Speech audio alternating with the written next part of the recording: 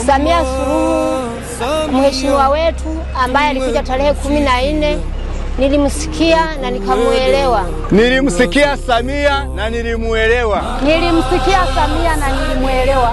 Na nilimuelewa sana sana. Tumekuelewa kura zote wako.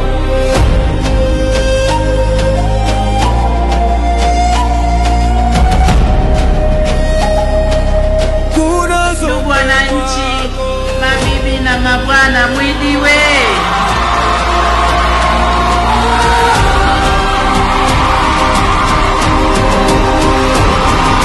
Kasulu oye! Nilikuwepo kwenye kampeni yake ya uzinduzi wa hapa Kasulu. Aliyoyaahidi mimi yalinifurahisha. Wananchi ni wakulima, ni wafanyakazi, vyakula vimerundikana ndani. Amekubali kufungua mipaka ili wananchi wanufaike. Alituahidi barabara. Sisi kama wamama wa Kasulu tunajua ahadi yake ni ya kweli, na akiahidi huwaga anatekeleza. Na hiyo barabara aliyotuahidi itakuwa faida kwa wana Kasulu, hususa ni wamama wajawazito. Wengi wanajifungulia njiani kutokana na uhaba wa barabara. Mgombea ubunge Edibili Kazara alitoa hoja yake ya msingi kuongezewa mashamba Kagera Nkanda. Mama alimsapoti, akasema nitamwongezea maeneo ili wakulima waendelee kufaidika na kilimo, maana kilimo ndio uti wa mgongo kwa sisi wana Kasulu vijijini na Tanzania nzima.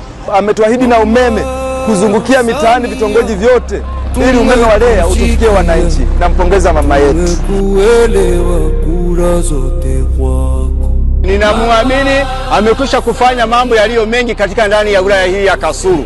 Kwa hiyo tunamkubali na tutaendelea kumkubali.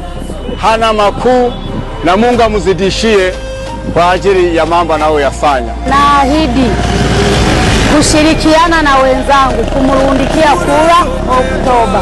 Tutarundika kura za Mama Samia Suluhu Hassan. Mimi binafsi na familia yangu pamoja na majirani tumemwahidi kumpa kura nyingi za kurundika. Tarehe 29 tutaenda kutiki, tutatiki mpaka tutarundika.